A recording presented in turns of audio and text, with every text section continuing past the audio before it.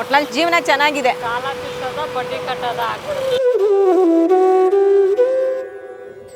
ನಾವು ಅವಾಗಿಂದನೂ ಅಭ್ಯಾಸ ಆಗ್ಬಿಟ್ಟಿದೆ. ಕಷ್ಟ ಪಡ್ಕೊಂಡೇ ಬೆಳೆದಿದ್ದೀರಾ.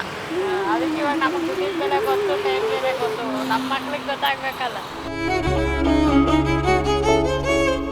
ಸೀರೆ ಕೊಡ್ಬೋದಾ ನಿಮಗೆ? ಇದೆಲ್ಲ ನೀವು ನನಗೆ ಕೊಡ್ತಾ ಇದ್ದೀರಾ. ನೀವು ಒಂದ್ಸಲ ಬನ್ನಿ ನಮ್ಮ ಮನೆಗೆ. ಬರ್ತೀನಿ. ಇನ್ನೊಂದು ಕೊಡ್ತೀನಿ, ಬೇಡ ಅನ್ಬಾರ್ದು. ಕೊಡಕಂತಾರೆ ನೀವು ಹಂಗೆ ಅನ್ಕೊಳ್ಳಿ. ಅಕ್ಕಿ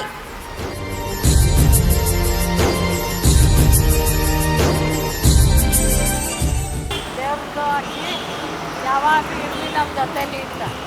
ಅಕ್ಕಿ ಖಾಲಿ ಆಗಿರಂಗೆ ನಮ್ಮ ಮನೆಗೆ ಬಂದವ್ರಿಗೆ ಹಾಕಿ ಕಲ್ಸಂಗೆ ಅಕ್ಕಿ ಅಲ್ಲಿಂದಲೇ ಕೊಟ್ಟು ಕಳಿಸ್ತಾರೆ ಅನ್ಸುತ್ತೆ ಅಲ್ವಾ?